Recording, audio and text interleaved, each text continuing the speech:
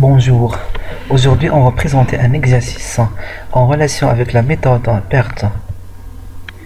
L'entreprise Chalabi SA souhaite créer une nouvelle unité de production pour renforcer sa position concurrentielle de marché agroalimentaire.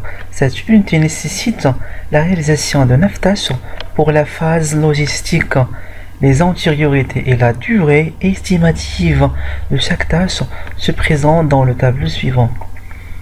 Et voilà, donc on a un tableau ici, un projet qui se compose de 9 tâches. Et voici ici PLX, c'est-à-dire le calendrier précédent ou des tâches précédentes, c'est-à-dire les antériorités.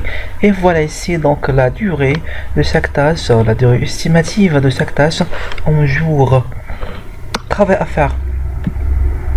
Dessiner un réseau PERT, déterminer le chemin critique, calculer toutes les marges totales et libres, interpréter le graphe PERT réalisé. Voilà, donc notre projet se compose, donc comme j'ai déjà dit, de 9 tâches. Ici on a les antériorités, la durée.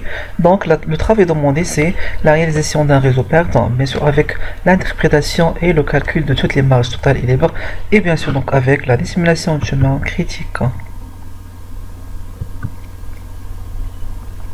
Premier travail donc à faire.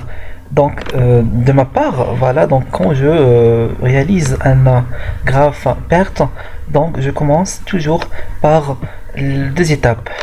Première étape, c'est la détermination dans le calendrier SLX, c'est-à-dire les suivants donc de chaque tâche ou les tâches suivantes, et par la suite donc les niveaux bien sûr qui s'affichent automatiquement donc pour le graphe PERT. L'opération ici donc c'est très facile, donc vous pouvez bien sûr le retrouver sur les épisodes 1 et 2 et 3 donc concernant le cours.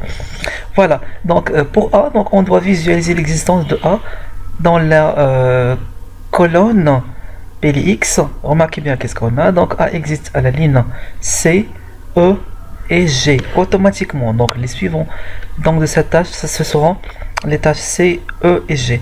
La même opération donc pour P, donc on doit visualiser l'existence de P, donc il existe dans la ligne G, donc automatiquement le suivant de P c'est G, et ainsi de suite. Le suivant de C c'est D et F. Remarquez bien ici C existe sur cette ligne et cette ligne de F. DF, le suivant de D c'est I, le suivant de E c'est F. Voilà, ici, on marque bien ici. Le suivant de F, c'est I. Le suivant de G, c'est H. Le suivant de H, rien. Donc, on doit mettre un tiret. Et bien sûr, donc, tirer pour le suivant de I qui n'existe pas.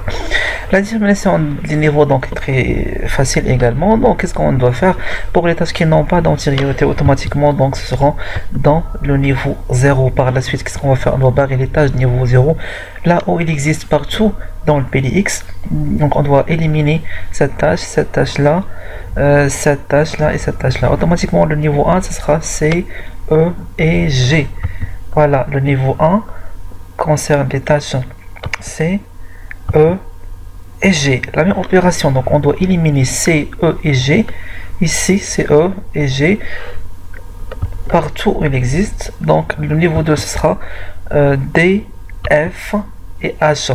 On doit éliminer D, F et C. Donc pour le niveau 3 ce sera seule la tâche I. Et voilà, donc comme ça on a réalisé notre graphe. Le travail important c'est bien sûr donc le travail c'est comment dessiner un graphe PERT. Donc pour ma part, première opération, donc on doit insérer une étape du but sur laquelle partent les tâches sont précédentes ou sont tâches précédentes. Les tâches sont précédentes A et B. Par la suite, donc on doit insérer une étape fin sur laquelle arrivent les tâches qui n'ont pas de suivant ou de tâches suivantes. Donc ici dans notre cas, on a I avec la durée 4 et on a H avec 3 jours. Par la suite, donc pour la tâche A, si normalement donc il va arriver à une étape ici. La même chose donc pour P.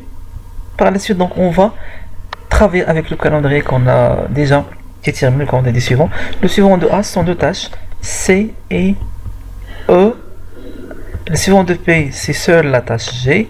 Le C donc va arriver à une étape, E la même chose, et G la même chose. Le suivant de C, c'est la tâche D, et le suivant de E, c'est F, qui vont arriver bien sûr à une étape. Mais bien sûr, donc pour le suivant de A, on a déterminé trois suivants, C et E, donc sont déjà attachés avec la tâche A directement. Mais pour A, donc qu'est-ce qu'on va faire? Donc on va les lier par une tâche fictive, parce que donc on peut pas répéter la tâche G deux fois. Donc le suivant de A, c'est C, E et G.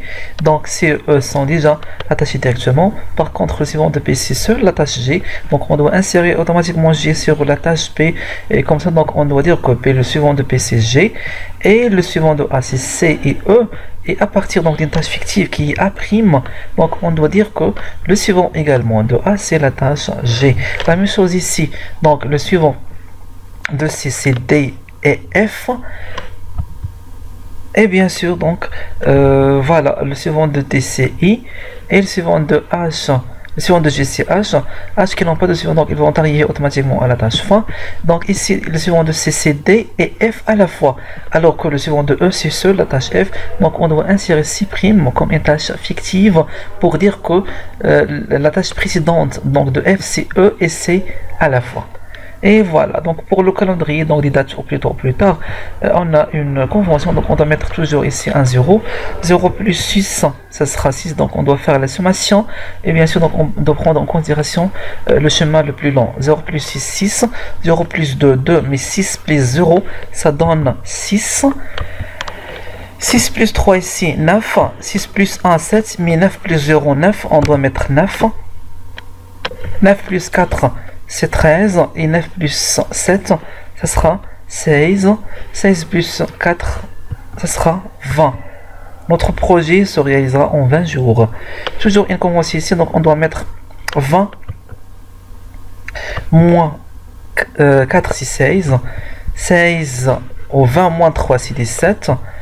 16 moins 7, 9. 16 moins 4, 12, mais 9 moins 0, ça sera 9. 9 moins 3, c'est 6. Et 17 moins 2, ici 15.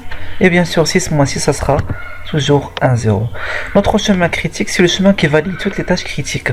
Les tâches critiques qu'on a, ce sont la tâche A, la tâche C, la tâche D, la tâche E également, et bien sûr la tâche I. Mais bien sûr, notre chemin doit passer ici, parce que donc le plus grand nombre qu'on a pris ici donc, vient de la tâche C. Voilà, notre chemin valide A, C, F, I. Bien sûr, pour faire une vérification, donc on doit vérifier bien sûr donc à partir de la durée. Donc A, il a une durée de 6 jours, plus 3 de C, plus 7 de F, plus 4, ça donne automatiquement 20. Les marges totales et libres bien sûr sont déjà calculées pour les tâches donc critiques. Donc toujours les marges totales et libres égales 0 sont nulles. Donc lorsque la tâche est critique, donc marge totale et marge libre égale 0. Bien sûr, vous pouvez suivre donc le calcul des différentes tâches qu'on a. Et avant ça, pour l'interprétation, donc notre projet se réalisera en 20 jours. Sur les tâches A, C, E, D et F et I, aucun retard n'est permis. Par contre, pour les autres tâches, donc P et G et H, donc on peut se retarder. De plus, ce sont des tâches ne sont pas critiques. Donc on doit réaliser notre projet sur 3 niveaux. Niveau 0, donc on va réaliser A et P, puis donc C, E et G pour niveau 1, puis T, F et I, H, donc en dernier niveau. Voilà. Donc c'est la fin de ce tuto. Merci de l'avoir suivi. À très bientôt.